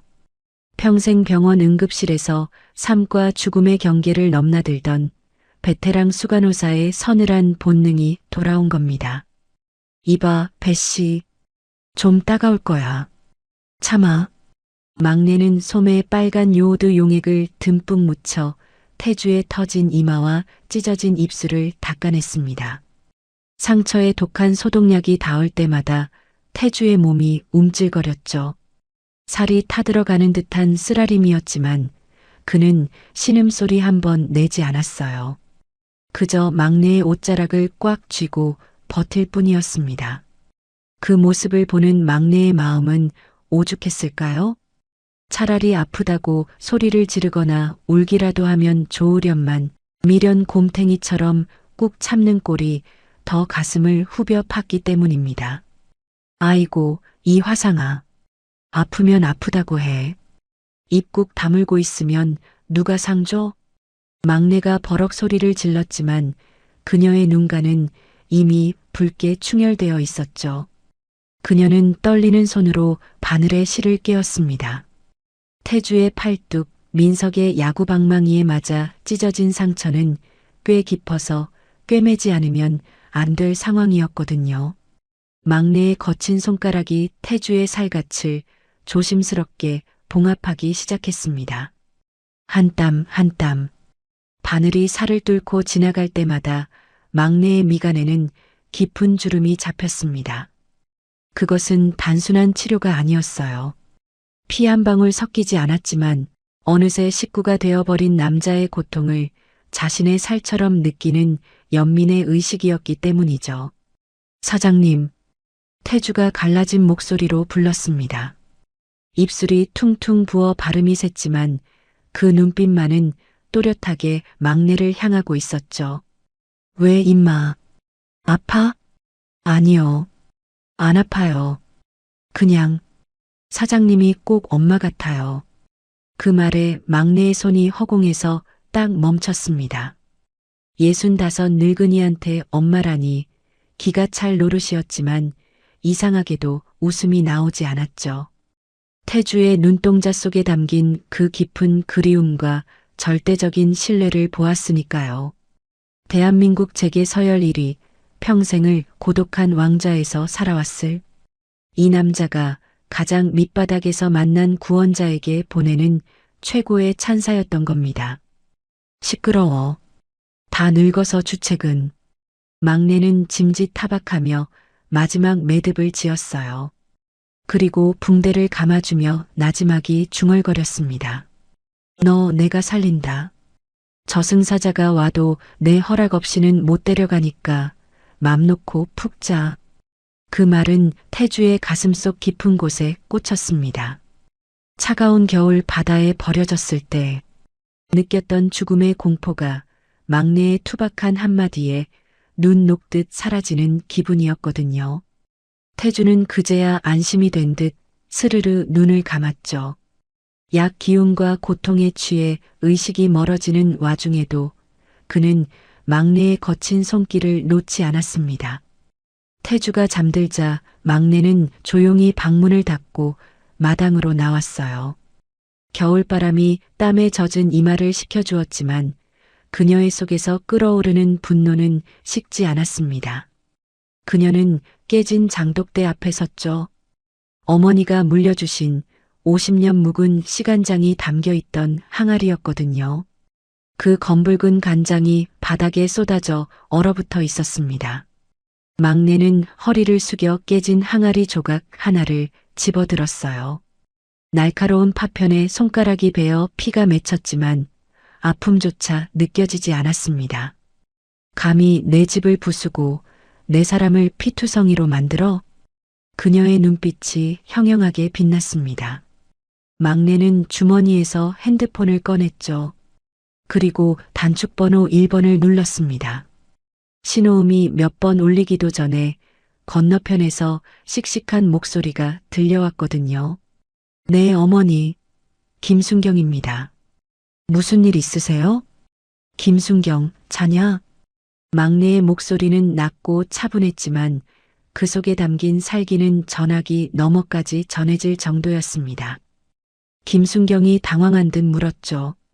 아니요, 아직 파출소입니다. 목소리가 왜 그러세요? 어디 편찮으세요? 아니, 나 말고.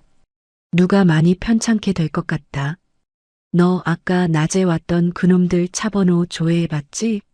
그거 렌터카라고 했냐? 네, 서울에서 빌린 대포차 의심 차량이요. 근데 그건 왜요? 그놈들 지금 어디 있는지 알 수 있냐? 아까 여관 들어가는 거 확인했으니까 아마 거기 있을 겁니다. 근데 어머니, 혹시 무슨 일 생기신 거 아니죠? 막내는 깨진 항아리 조각을 바닥에 내동댕이 쳤습니다. 챙그랑 날카로운 파편 소리가 밤 공기를 갈랐죠. 김순경, 지금 당장 순찰차 끌고 와. 사이렌은 끄고 조용히. 그리고 수갑 챙겨라. 오늘 밤에 콩밥 먹어야 할 놈들이 있으니까. 네, 콩밥이라니요? 그게 무슨, 와보면 안다. 10분 준다. 늦으면 국물도 없을 줄 알아. 뚝. 막내는 전화를 끊고 어둠 속의 여관 쪽을 노려보았어요. 저 멀리 여관 간판 불빛이 위태롭게 깜빡이고 있었죠. 그녀는 창고로 가서 낡은 쇠스랑 하나를 꺼내 들었습니다. 녹슬고 투박한 농기구였지만 지금 막내의 손에는 그 어떤 명검보다 날카롭게 느껴졌거든요. 내 새끼 건드리면 어미 곰도 사람을 찢는다는데 너희들은 오늘 임자 제대로 만났다. 잠시 후 태주가 잠든 방 안. 그의 감긴 눈꺼풀이 미세하게 떨렸습니다. 꿈속에서 그는 다시 차가운 바다 위에 서 있었죠. 하지만 이번에는 혼자가 아니었어요.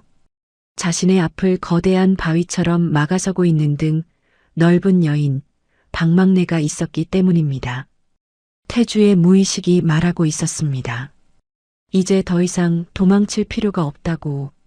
저 여자의 등 뒤가 세상에서 가장 안전한 요새라고 말이죠. 과연 분노한 막내와 그녀를 돕기 위해 달려오는 김순경은 저 악당들을 어떻게 응징할까요?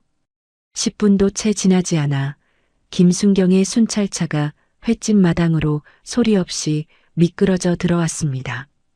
막내의 당부대로 사이렌은 껐지만 번쩍이는 경광등 불빛이 어둠에 잠긴 횟집을 붉고 푸르게 물들였죠. 차에서 내린 김순경은 마당골을 보고 입을 다물지 못했습니다. 깨진 장독 파편이 널려 있고 바닥에 쏟아진 간장은 마치 피처럼 검붉게 얼어붙어 있었거든요. 그는 쇠스랑을 들고 서 있는 막내에게 달려갔습니다. 어머니, 이게 대체 무슨 일입니까?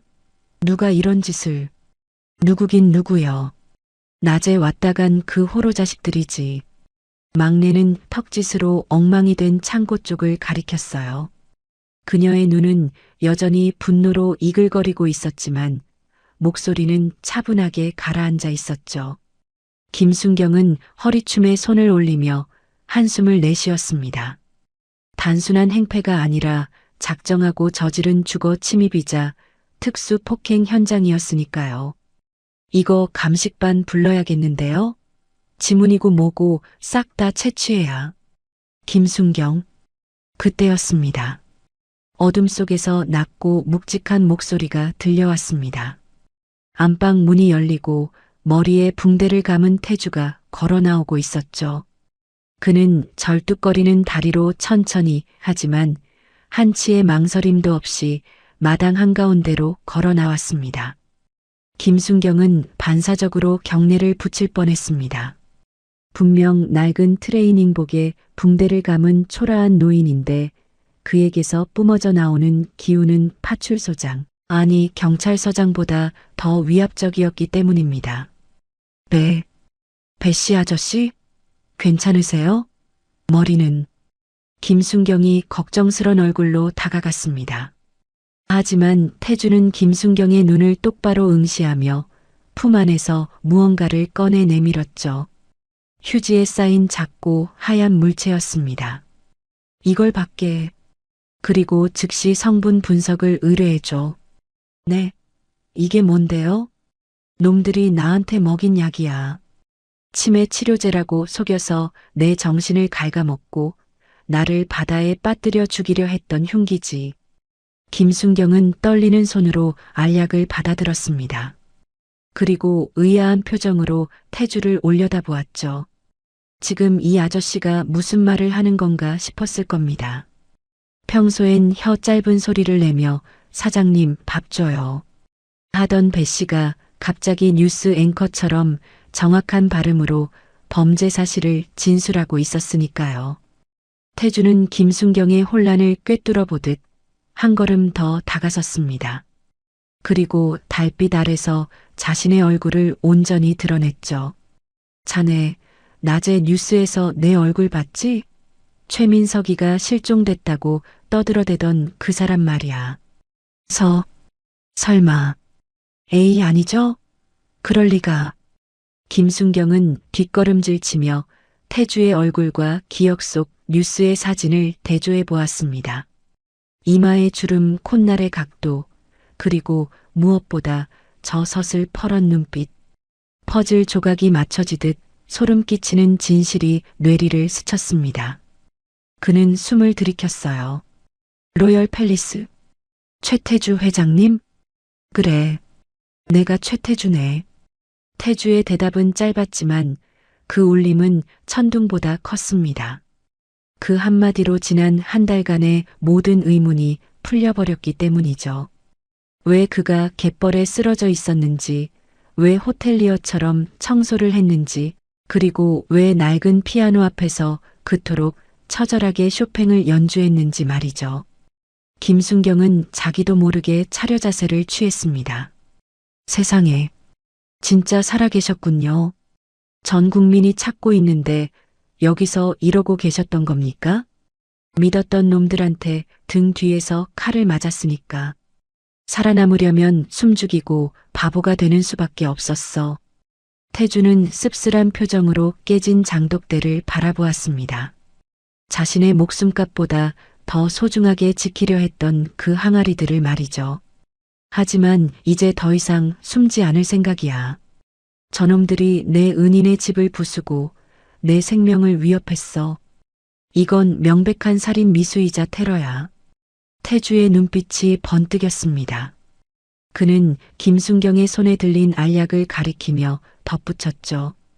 그 약이 결정적인 증거가 될 거야. 강지연 비서가 내게 먹였던 향정신성 약물일 테니까.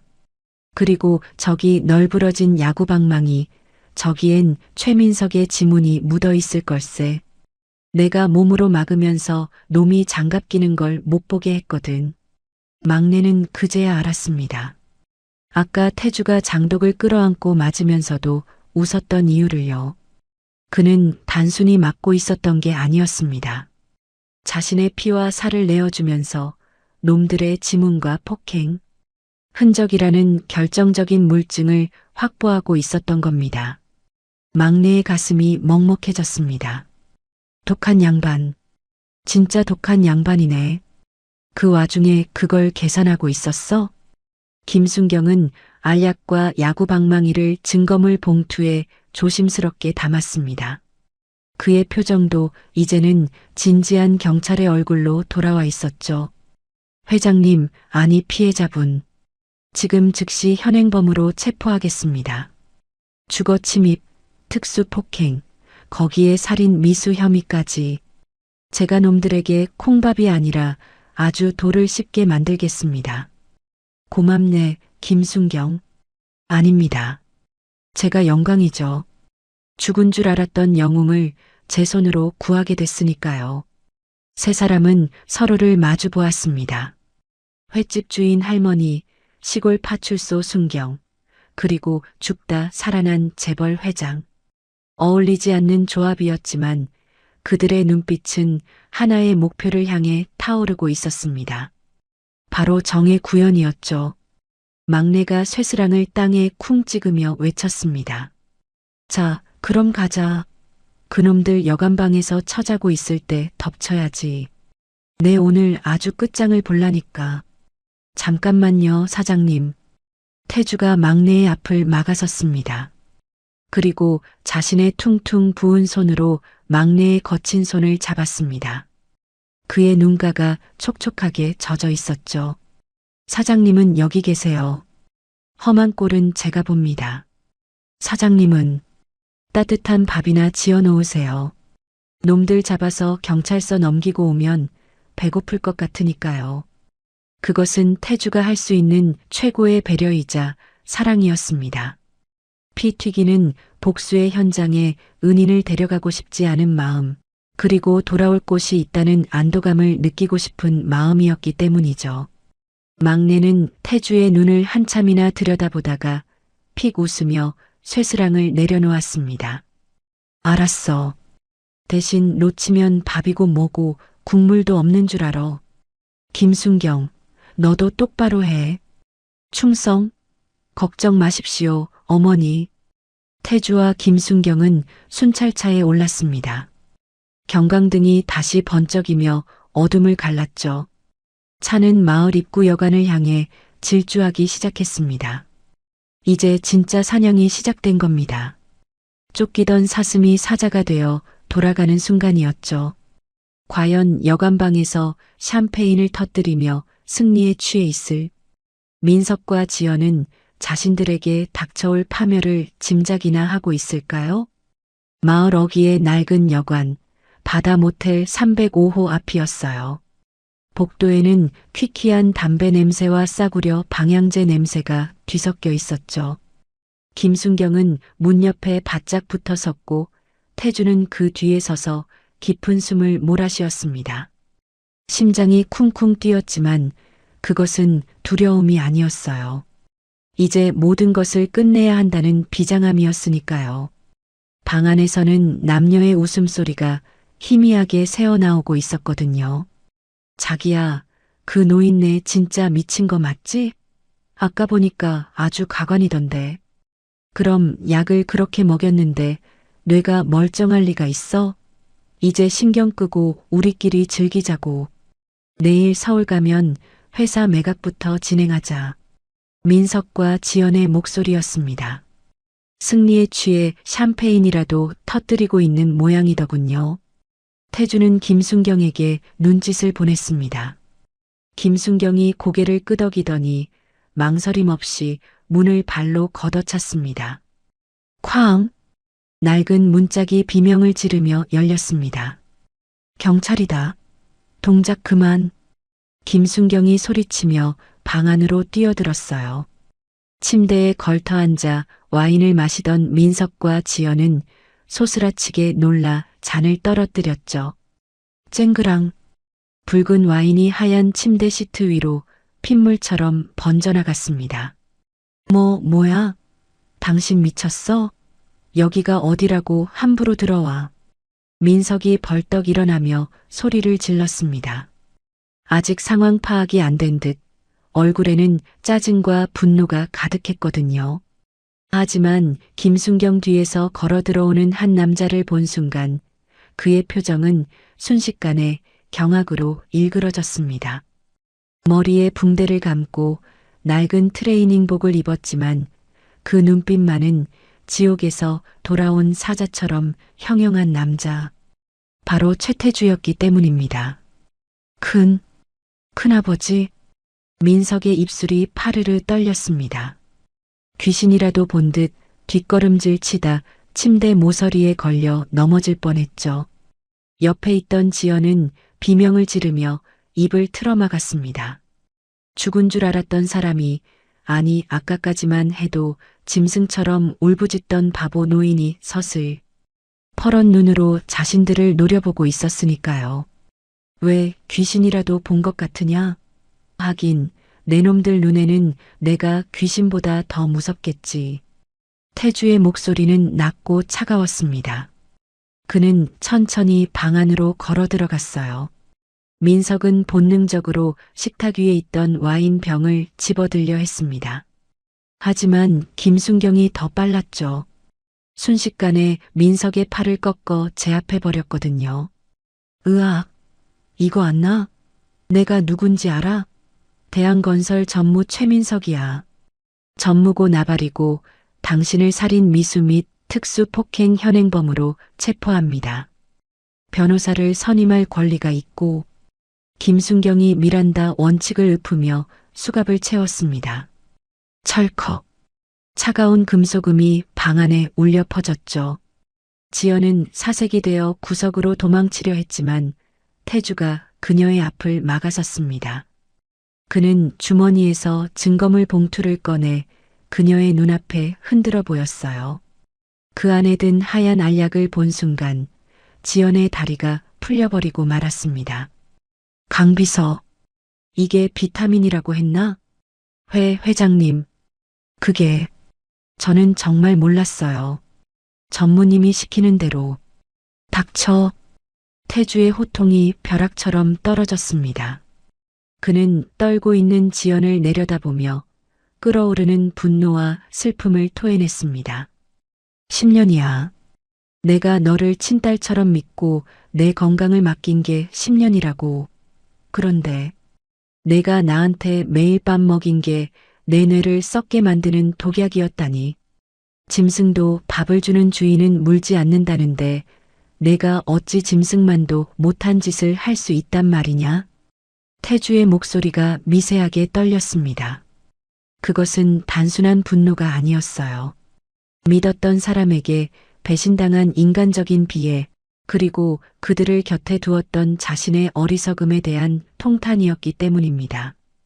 지연은 바닥에 주저앉아 태주의 바짓가랑이를 잡고 빌기 시작했습니다. 눈물 콧물 범벅이 된 얼굴은 아까의 도도함은 찾아볼 수 없을 만큼 추해져 있었죠. 잘못했어요, 회장님. 제발 한 번만 용서해 주세요. 빚 때문에, 동생 병원비 때문에 어쩔 수 없었어요. 동생 병원비? 내가 내 동생 수술비까지 다 대주지 않았더냐? 거짓말도 정도껏 해라. 태주는 매정하게 그녀의 손을 뿌리쳤습니다. 이미 그녀의 탐욕과 거짓에 신물이 났기 때문이죠. 그 사이 김순경은 민석을 바닥에 무릎 꿇렸습니다. 민석은 바닥에 짓눌린 채로도 악에 바친 듯 소리를 질러댔어요. 아직도 자신이 끝났다는 걸 인정하지 못하는 모양이더군요. 이거 불법 체포야. 큰아버지, 이거 놓으라고 해요. 나 감방 보내면 회사는 어쩔 거야? 주가 폭락하고 난리 날 거라고. 민석의 뻔뻔한 태도에 태주는 헛웃음을 지었습니다. 그는 민석의 앞으로 다가가 쭈그리고 앉아 눈을 맞췄죠. 그리고 아주 나직하게 하지만 뼈 있는 한마디를 던졌습니다. 민석아, 내가 걱정 안 해도 회사는 잘 돌아간다. 썩은 살은 도려내야 새 살이 돋는 법이야. 너는 오늘부로 파면이다. 그리고 내 조카라는 이름도 지워라. 내 핏줄 중에 살인자는 없으니까. 큰아버지. 그제야 민석의 눈동자가 흔들리기 시작했습니다. 태주의 눈빛에서 더 이상의 자비나 용서는 없다는 걸 깨달았기 때문이죠. 모든 것이 끝났다는 절망감이 그를 덮쳤습니다. 그는 고개를 푹 떨구고 흐느끼기 시작했어요. 하지만 그 눈물은 참회의 눈물이 아니라 자신의 야망이 무너진 것에 대한 억울함의 눈물일 뿐이었습니다. 김순경은 지원 요청을 받고 도착한 동료 경찰들에게 두 사람을 인계했습니다. 양손에 수갑을 차고 끌려가는 민석과 지연.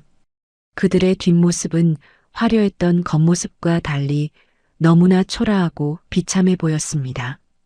태주는 그들이 경찰차에 태워지는 모습을 창문 너머로 지켜보았습니다. 가슴 한구석이 뻥 뚫린 듯 공허했죠. 복수는 성공했지만 승리의 기쁨보다는 씁쓸함이 더 컸으니까요. 회장님, 끝났습니다. 이제 서가셔서 진술만 하시면 됩니다. 김순경이 태주에게 다가와 경례를 했습니다. 태주는 힘없이 고개를 끄덕였어요. 그때 태주의 머릿속에 한 사람의 얼굴이 떠올랐습니다. 차가운 갯벌에서 자신을 업고 나왔던 사람, 깨진 장독대 앞에서 식칼을 들고 놈들에게 맞서던 사람. 지금쯤 식은 밥상을 차려놓고 문소리만 기다리고 있을 그 사람. 박막내. 그래. 돌아가야지. 내 진짜 식구가 있는 곳으로. 태주는 김순경의 어깨를 툭 치며 말했습니다. 김순경, 경찰서는 나중에 가세. 지금은 배고파서 안 되겠어. 밥 좀 먹으러 가지. 네. 아, 횟집 말씀이시군요. 알겠습니다. 어머니가 목 빠지게 기다리시겠네요. 순찰차가 다시 횟집을 향해 달렸습니다. 태주는 차창을 내리고 차가운 밤바람을 맞았습니다. 12월의 칼바람은 여전히 매서웠지만 더 이상 춥게 느껴지지 않았어요. 그의 마음속에는 이미 따뜻한 매운탕, 국물과 고봉밥, 그리고 투박하지만 따뜻한 막내의 잔소리가 기다리고 있었기 때문입니다. 모든 짐을 내려놓은 회장님의 얼굴에 비로소 편안한 미소가 번지고 있었죠. 과연 막내는 돌아온 태주를 어떻게 맞이해 줄까요? 순찰차가 횟집 마당에 도착했을 때 시간은 이미 자정을 훌쩍 넘기고 있었어요. 사방이 캄캄한데 오직 횟집 부엌에서만 노란 불빛이 새어나오고 있었죠. 차 문을 열고 내리자 구수한 된장찌개 냄새와 고소한 생선 굽는 냄새가 밤 공기에 실려왔거든요. 태주는 그 냄새를 맡는 순간 온몸에 들어가 있던 힘이 탁 풀리는 것을 느꼈습니다. 화려한 호텔 로비의 향기보다 이 투박한 밤 냄새가 그에게는 진정한 안식처였기 때문입니다. 왔냐? 꼴통들 잡느라 고생했다. 부엌문이 열리고 막내가 나왔습니다. 그녀는 무심한 척 툭 내뱉었지만 그녀의 시선은 태주의 몸 구석구석을 훑으며 혹시 더 다친 곳은 없는지 살피고 있었죠. 태주는 씩 웃으며 대답했어요. 네, 잡았습니다. 아주 꼼짝 못하게 묶어서 보냈습니다. 사장님. 그럼 됐다. 밥이나 먹어. 밥상 다 식었다. 방 안에는 김이 모락모락 나는 하얀 쌀밥과 보글보글 끓는 된장찌개, 그리고 노릇하게 구운 조기 2마리가 차려져 있었습니다. 임금님 수라상 부럽지 않은 밥상이었죠. 태주와 김순경은 허겁지겁 숟가락을 들었습니다. 특히 태주는 국물 한 방울 남기지 않고 밥그릇을 비웠어요. 지난 한 달간의 서름과 고통이 막내가 지어준 뜨거운 밥알과 함께 목구멍 뒤로 넘어가는 것 같았거든요. 식사가 끝나고 따뜻한 숭늉을 마실 때였죠. 태주는 조용히 숟가락을 내려놓고 자리에서 일어났습니다. 그리고 옷매무새를 단정히 한 뒤 막내를 향해 바로 섰습니다. 비록 입고 있는 건 낡은 트레이닝복이었지만 그 표정만큼은 그 어느 때보다 진지하고 엄숙했으니까요. 사장님, 아니, 박막내 여사님. 뭐요? 갑자기 밥 먹다 말고 폼은 왜 잡아? 막내가 눈을 동그랗게 떴습니다. 태주는 대답 대신 천천히, 아주 천천히 무릎을 꿇었습니다. 그리고 바닥에 머리가 닿도록 깊숙이 허리를 숙여 큰 절을 올렸죠.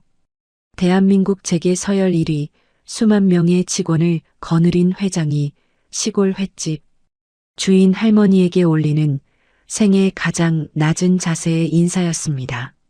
제 목숨을 구해주셔서 감사합니다. 그리고 사람을 믿지 못하고 죽어가던 제 마음까지 살려주셔서 감사합니다. 이 은혜 죽는 날까지 잊지 않겠습니다. 태주의 목소리가 물기에 젖어 떨렸습니다. 방 안에는 정적만이 감돌았죠.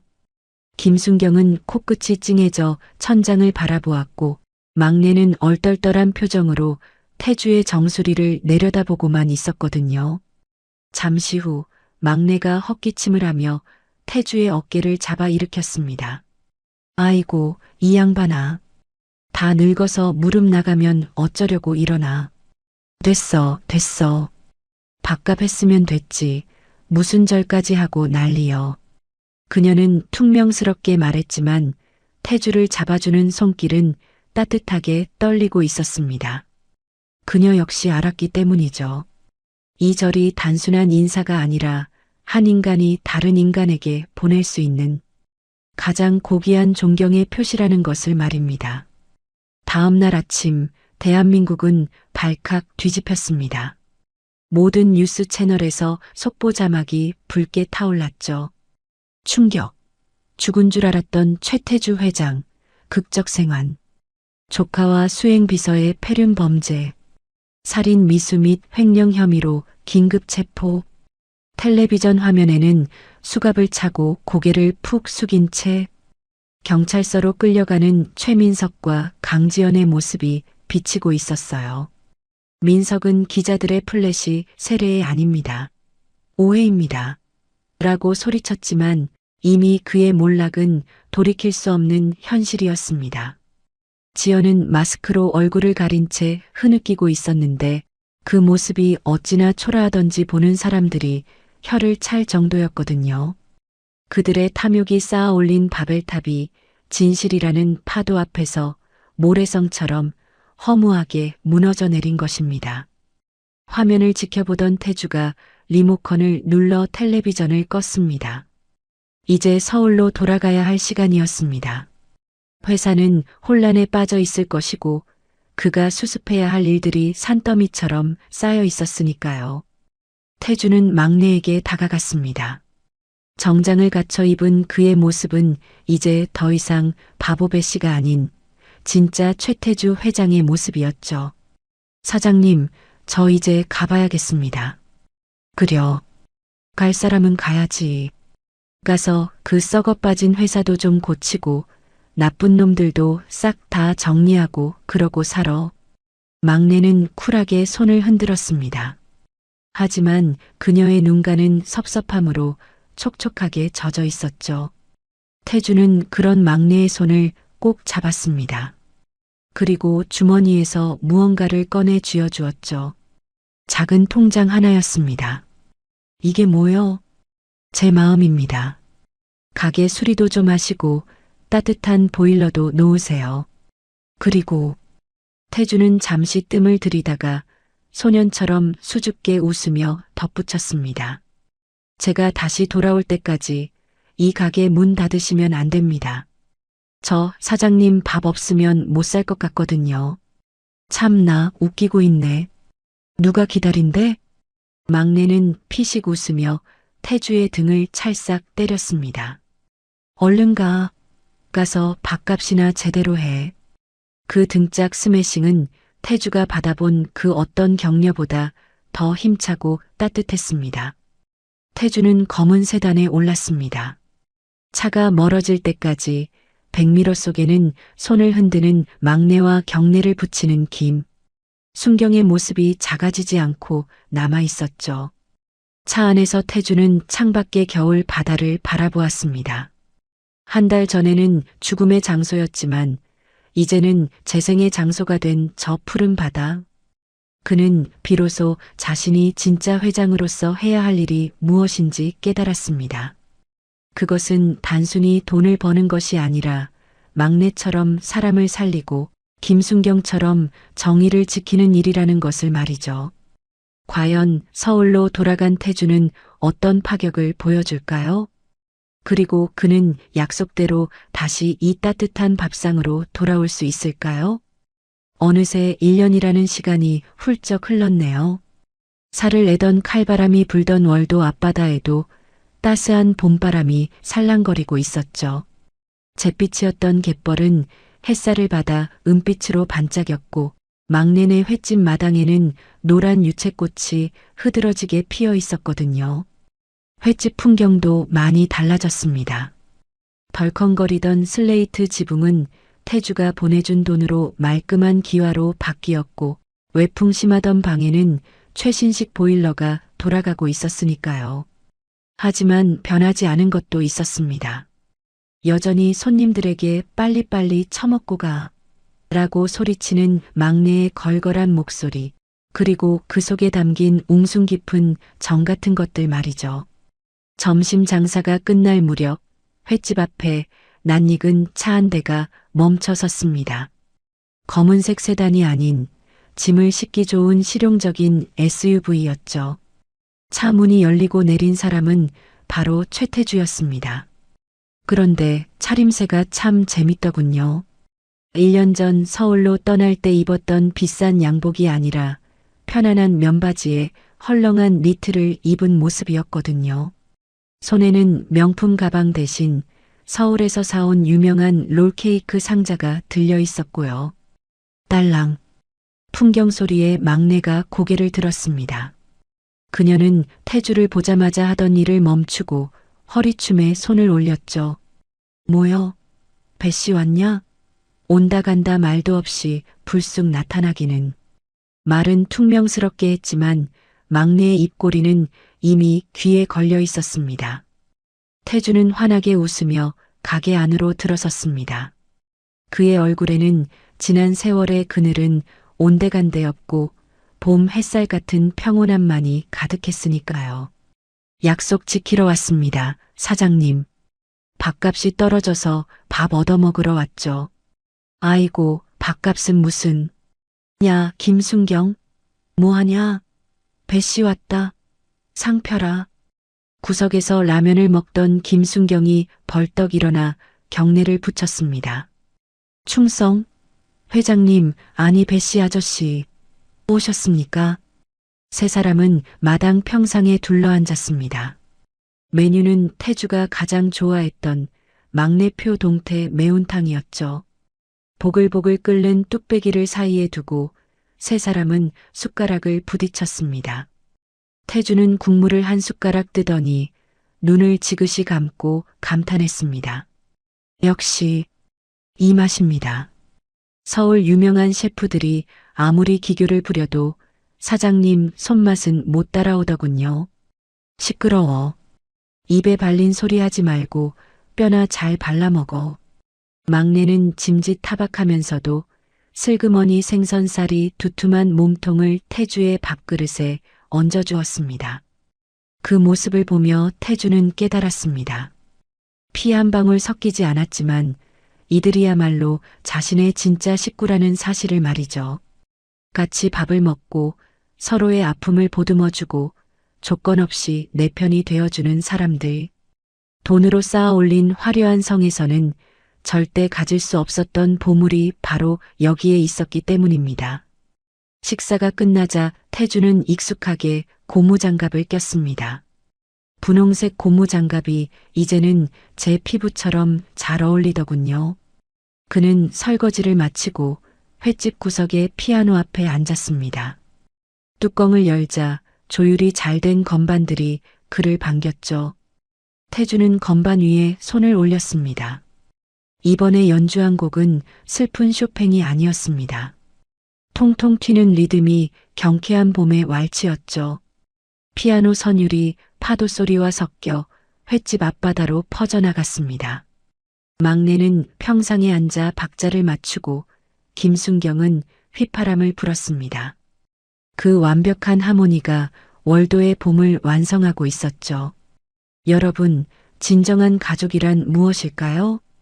우리는 가끔 피를 나눈 혈육에게서 상처를 받고 오히려 낯선 타인에게서 위로를 받곤 합니다. 차가운 겨울 바다에 버려졌던 태주가 다시 봄을 맞이할 수 있었던 건 그를 조건 없이 안아준 막내의 따뜻한 밥상 덕분이 아니었을까요? 지금 여러분의 곁에는 따뜻한 밥 한 끼를 함께 나눌 진짜 식구가 있으신가요? 혹시 혼자라고 느껴지신다면 오늘 저녁엔 따뜻한 국물 한 그릇으로 얼어붙은 마음을 녹여보시는 건 어떨까요? 태주와 막내의 봄날처럼 여러분의 인생에도 반드시 따뜻한 봄이 찾아올 테니까요. 오늘의 사연 어떠셨나요? 가슴 한구석이 따뜻해지셨다면 구독과 좋아요를 꾹 눌러주시고 사연의 주인공인 두 분을 위해 따뜻한 응원의 한마디도 댓글로 부탁드립니다.